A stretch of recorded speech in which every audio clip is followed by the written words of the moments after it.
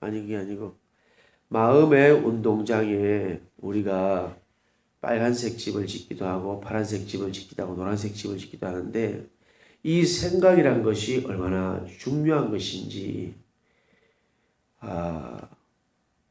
궁극적으로 우리의 운명을 바꿀 수가 있어요.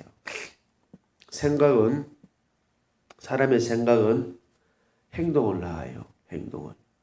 그리고 행동은 습관을 낳고 습관은 우리의 운명을 결정짓는다. 그런 말이 있는데 그만큼 생각은 중요합니다. 예를 들었던 것처럼 그렇게 어마어마한 무시무시한 테러를 자행하는 사람들도 그 테러는 아직 현실 속에서 발생하지 않은 일인데 그 생각이 머릿속에 그것이 먼저 들어가는 거예요.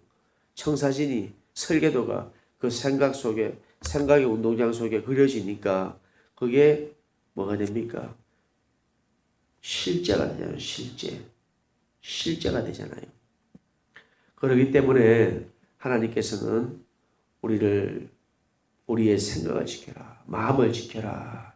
무로 지킬 만한 것보다 더욱 내 마음을 지키라. 생명의 근원 이에서 남이니라. 우리의 생각과 마음을 지켜야 된다는 것을 하나님께서는 지속적으로 말씀하십니다. 오늘 이제 이렇게 영적인 존재가 있고 그 존재가 우리의 개인들에게 그 생각으로 도전해 온다는 것을 우리는 정확하게 알 수가 있습니다. 마귀가 이렇게 총을 가지고 칼을 가지고 우리 앞에 딱 나타난 것이 아니고 보이지도 않게 생각으로 우리에게 도전해 와서 그 생각을 가지고 우리를 공격해서 하나님의 능력의 삶이 우리 가운데 일어나지 못하도록 온전히 하나님이 우리를 통치하지 못하도록 자꾸만 방해하는 것, 바로 그게 악한 마귀 사단이 하는 일입니다. 오늘 이 본문 말씀에 이제 이러한 사단에 대적하기 위해서 두 가지를 말씀하고 있는데 첫 번째로는 하나님의 전신갑주를 입으라 그랬습니다. 전신갑주를 입으라. 두 번째로는 기도하라. 두 가지를 얘기합니다. 전신갑주를 입고 기도해라. 이렇게 얘기합니다. 여기서 11절에 보게 되면 마귀의 관계를 능히 대적하기 위하여 하나님의 전신갑주를 입으라. 하나님의 전신갑주를 입으라. 그리고 13절에도 하나님의 전신갑주를 취하라. 능히 대적하고 모든 일을 행하기에 굳게 서기 위함이다. 그래서 우리는 반드시 하나님의 전신갑주를 입어야 되는데 이 전신갑주가 뭐냐? 이제 14절부터 이제 17절 말씀 3절에 거쳐서 말씀하고 있습니다. 먼저 진리의 허리띠를 떼라 그럽니다. 진리의 허리띠.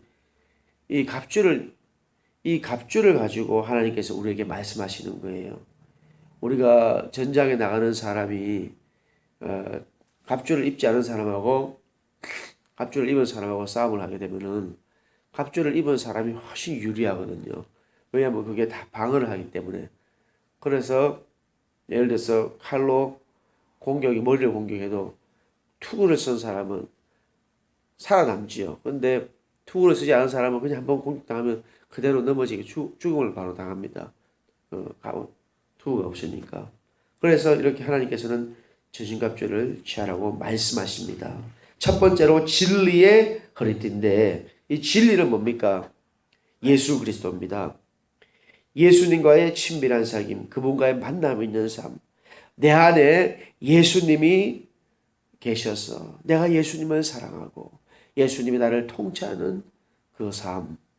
그것이 바로 진리의 허리띠입니다. 가장 중요하죠. 가장 근본입니다.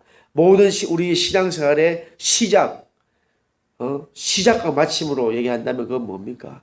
예수님과의 바른 관계입니다. 예수님께서 나를 통치하고 계시는지, 나를 다스리고 계시는지, 내 안에 그분이 왕으로 계시는지, 우리가 이것을 잘 살펴볼 필요가 있습니다. 항상 이 진리의 허리띠를 잘 메고 있어야 돼요. 항상 내 안에 예수님께서 나를 통치하고 다스리시고 나와 함께 하셔야 되는 거예요. 이것이 가장 시작이고 근본이고 모든 갑주의 중심입니다. 진리의 허리띠. 내 안에 계신 예수 그리스도와 함께하고 주님의 음성을 듣고 주님과 함께하는 삶. 이 진리의 허리띠가 이것이 바로 우리가 그리스도 예수 안에서 복음과 함께 고난을 받으라 말씀하시는데 그리스도 예수 안에서 복음과 함께 고난받는 삶을 걸어가는 그 유일한 이유는 바로 예수님을 사랑하기 때문입니다. 예수님을 사랑하기 때문에 바로 진리의 허리띠를 띠어야 됩니다.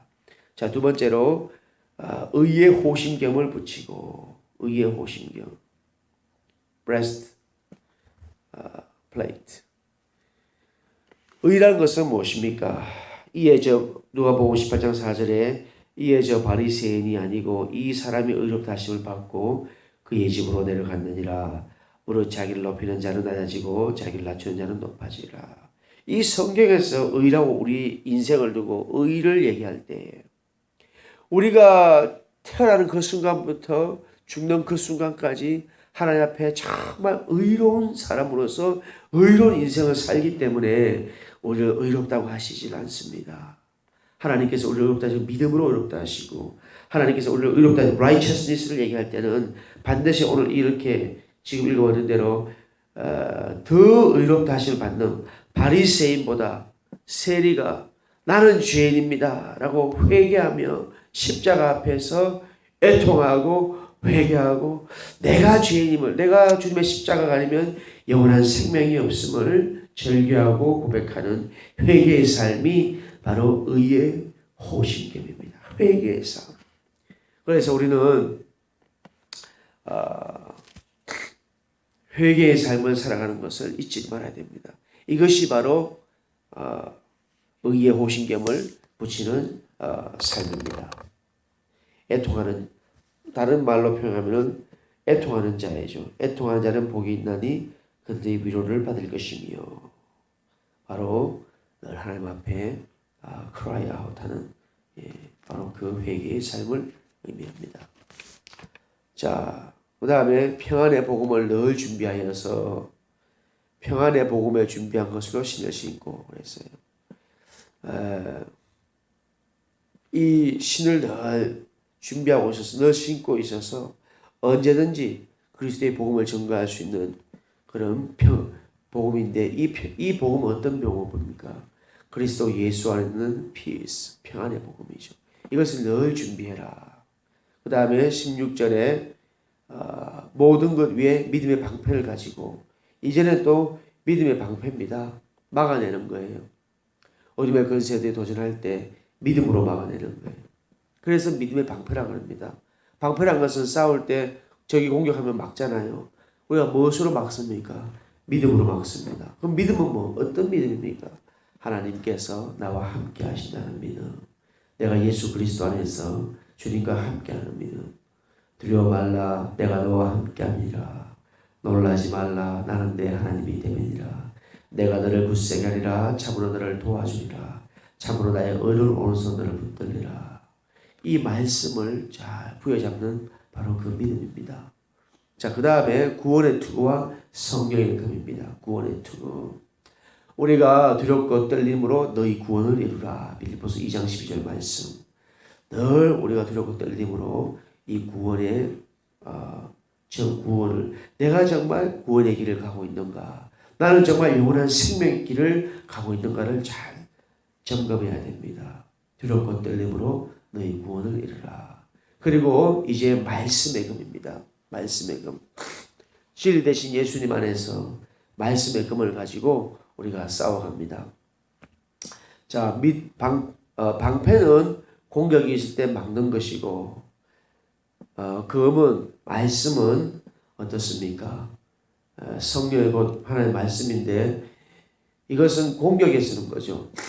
사단이 광야의 40일 이후에 예수님을 시험할 때에 예수님께서도 말씀으로 싸우셨어요.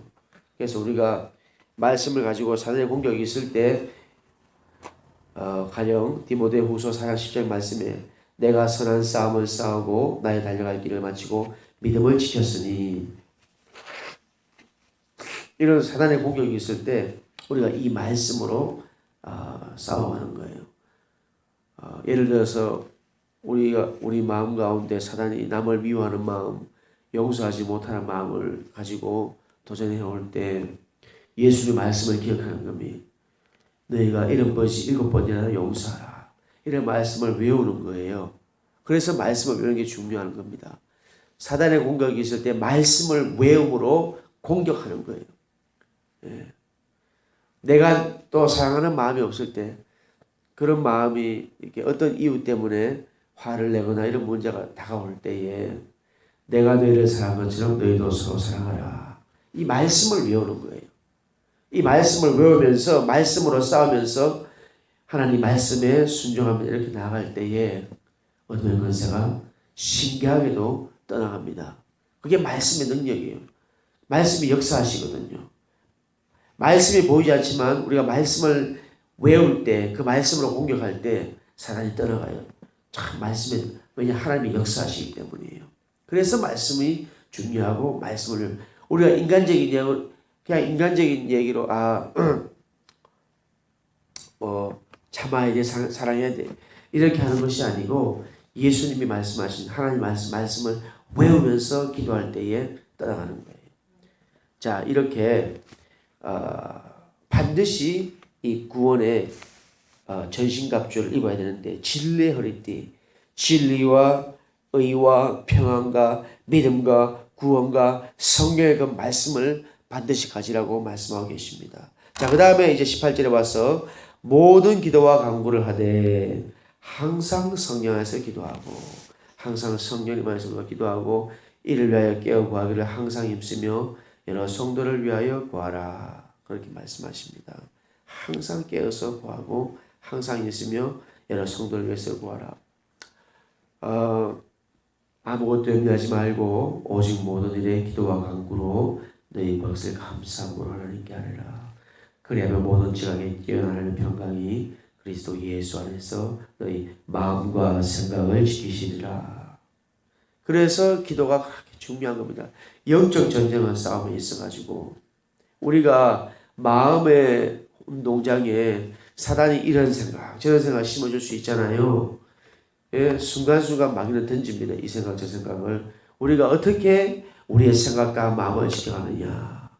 바로 모든 일에 기도함으로 모든 일에 깨어서 기도함으로 하나님께서 그 가운데 역사하시고 우리와 함께 하시고 우리의 생각과 마음을 지키시는 은혜를 우리가 체험하게 됩니다.